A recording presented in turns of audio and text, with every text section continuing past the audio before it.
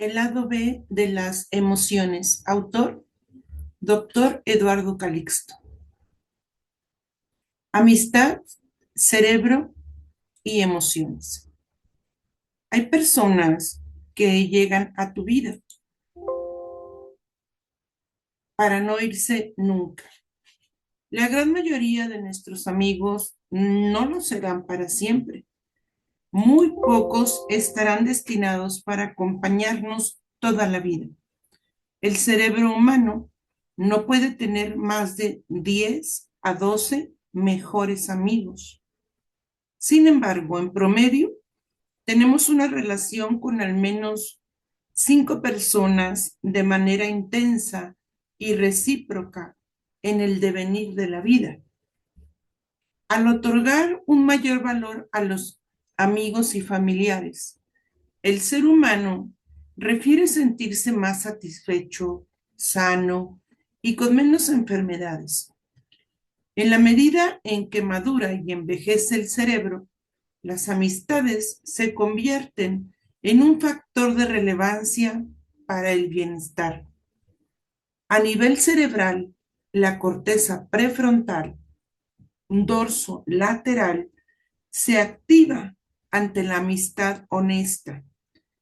Esta región del cerebro también es utilizada cuando tomamos decisiones estratégicas. La actividad eléctrica de las regiones frontal, inferior, parietal, temporal, permiten la generación de placer, motivación por ayudar y al mismo tiempo crear sentimientos de apego. Los mejores amigos, los amigos más íntimos suelen tener una actividad cerebral más cercana y parecida a la nuestra. Tener amigos reduce el riesgo de padecer la demencia tipo Alzheimer. Es decir, los amigos mantienen activa de manera selectiva también la región del cerebro que tiene los recuerdos de la vida. Los amigos que ríen con nosotros nos abrazan y nos aceptan como somos. Son menos propensos a tener infartos en el corazón o en el cerebro. Se ha identificado que quienes cuentan con amigos sinceros tienen una menor probabilidad de tener descompensación de la diabetes mellitus o de la aparición de crisis hipertensivas frecuentes. Las personas que conocemos todos los días, el 87% de estas se irán de nuestra vida en menos de 5 años. Los pequeños momentos de la vida. Las emociones, las pequeñas circunstancias que acontecen en nuestra vida son exponencialmente más frecuentes que los grandes eventos. Son pequeños detonantes de dopamina, oxitocina y noradrenalina. El lado B. Cuando menos se convierte en más, cuando tan solo 1 hora de descanso al día se logra disminuir la impulsividad y la sensación de frustración. Un pequeño descanso, una pausa al día, mejora la capacidad de perseverar en las tareas difíciles. Meditar durante 20 minutos es capaz de liberar beta-endorfina, dopamina y noradrenalina con gran eficiencia. Abrazar. Abrazar más nos hace enojar menos. La oxitocina disminuye de manera directa los niveles de cortisol. Si lográramos llorar más cuando lo necesitamos y reír cuando sea posible, nuestro cerebro apreciaría mejor sus tiempos, a las personas y la salud.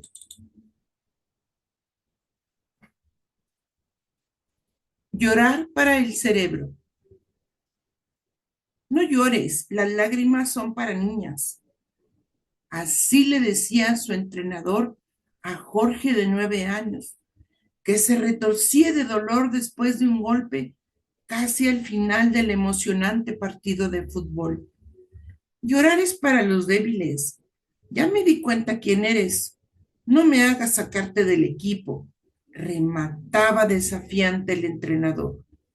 El niño entendió que el llanto y el dolor se deben omitir y eventualmente la falta de llanto lo circunscribió a padecer depresión.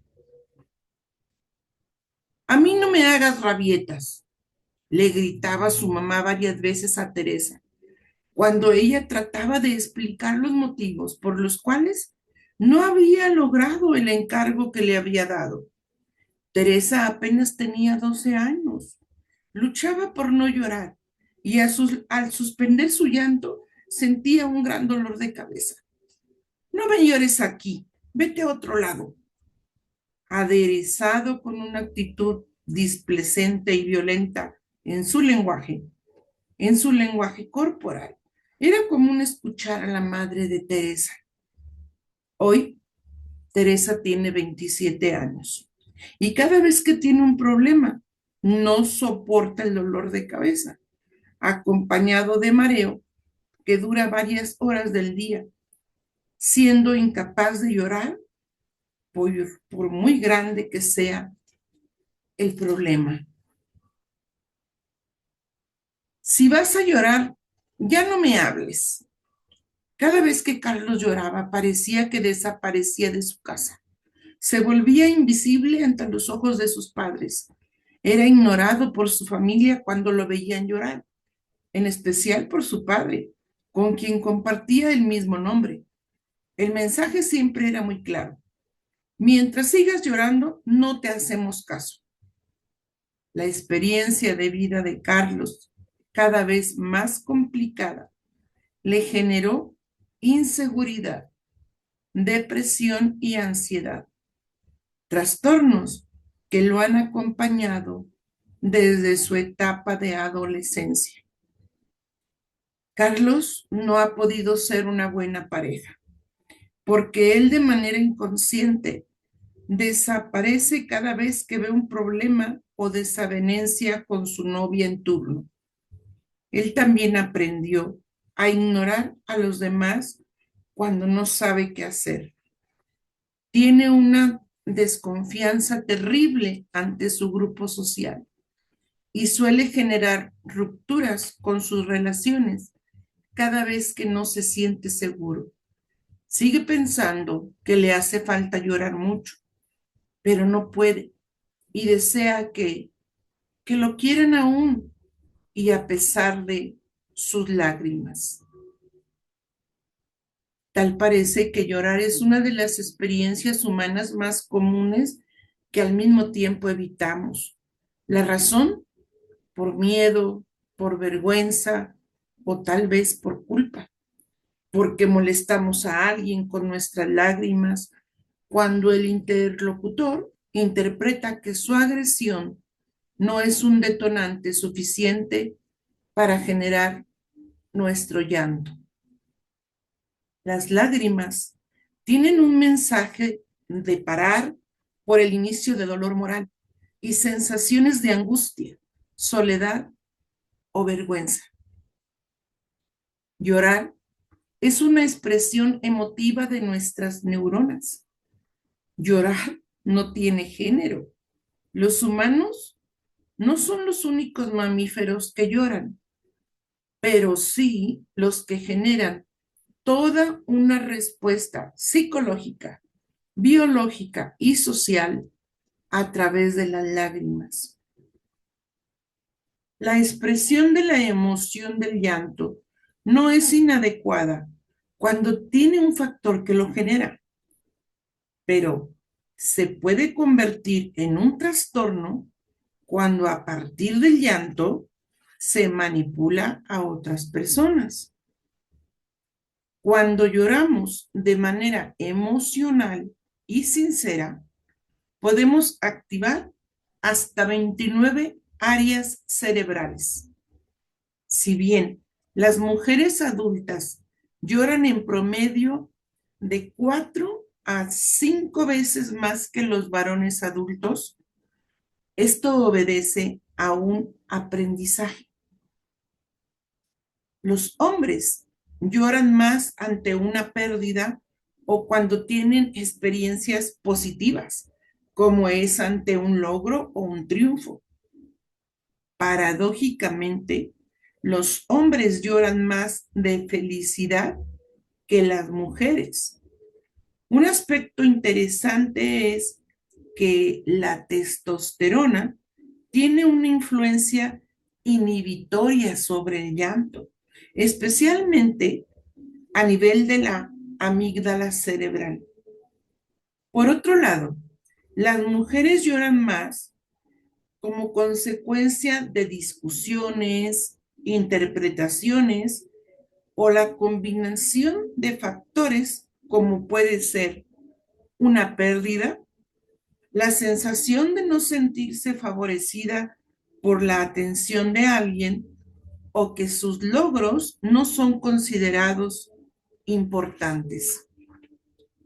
A nivel social y geográfico, también es interesante que las lágrimas de una población o comunidad están en función de la temperatura de su país, ya que en los países fríos o cercanos a los polos, la población llora más respecto a los países cálidos. El llanto se inicia como una fase neurológica que activa áreas corticales, es decir, las áreas más evolucionadas de nuestro cerebro. La emoción del llanto está integrada por la activación de 6 músculos faciales. El cerebro consume más oxígeno y glucosa por las lágrimas. Esta es la explicación por la cual durante el llanto la frecuencia respiratoria es rápida y acompañada de suspiros. La persona gradualmente se siente cansada. La emoción de enojo disminuye o se va recuperando la atención selectiva y hay una relajación muscular. El nervio vago es responsable de que el corazón se tranquilice y prepare al organismo para disminuir la respuesta ante un evento estresante. El siguiente paso es a nivel del cerebro, en el cual después de 7 a 11 minutos de la primera lágrima de llanto, se empieza a liberar el opioide endógeno, beta-endorfina, el cual es responsable de una respuesta de disminuir la angustia, el dolor, reducir el estrés o cambiar la tensión y generar una sensación de satisfacción. Nos enojamos y lloramos más cuando más hambre tenemos, más irritables estamos o necesitamos dormir. Asimismo, solemos llorar más por la tarde y por la noche, entre las 6 de la tarde y las 10 de la noche. Parte de la explicación está dada por los niveles de atención que tenemos ante los detonantes y la objetividad de nuestra corteza prefrontal e hipotálamo. Entre las 9 de la mañana y la 1 de la tarde es en ese horario cuando somos más objetivos y más analíticos. El lado B del llanto. El llanto nos hace humanos. Las redes neuronales que se encuentran en el giro del cíngulo, el hipocampo y la corteza prefrontal están preparadas para detectar en menos de 3 segundos las lágrimas de nuestro interlocutor. Si esto no sucede, es decir, que siga la violencia y los gritos frente a las lágrimas, es posible que no exista una adecuada salud mental. Después de las lágrimas, se incrementa el sueño y el hambre. Podemos llorar de felicidad, pero esto no es el mismo evento fisiológico. Maltrato infantil escolar y un lado B de las emociones. Un común denominador en la constante crítica y regaños de los adultos, tanto padres como maestros, a los infantes y adolescentes, es el que estriba en puntualizar la sentencia de que los pequeños no pueden o les cuesta trabajo mantener su atención por largo tiempo, por ser dispersos, distraerse con facilidad. Las neurociencias mencionan al respecto. Número 1.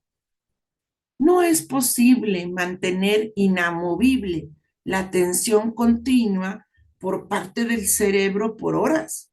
Las neuronas no pueden mantener la atención por mucho tiempo. Esto representa una necesidad más fisiológica que psicológica. Nuestra concentración máxima trabaja de forma intermitente.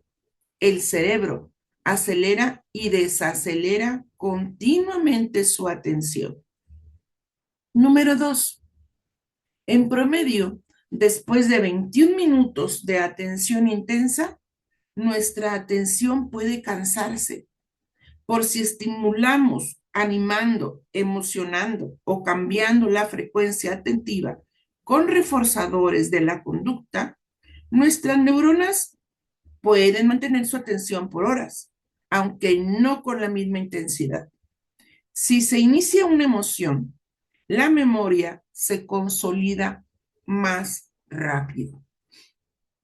La crítica de regreso a los profesores, mentores, supervisores y padres es que las neuronas, las neuronas que dicen ellos no le ponen atención, es porque el mensaje que recibe el cerebro joven es denso, sin emoción y carente de motivación. Nuestro cerebro no es perfecto.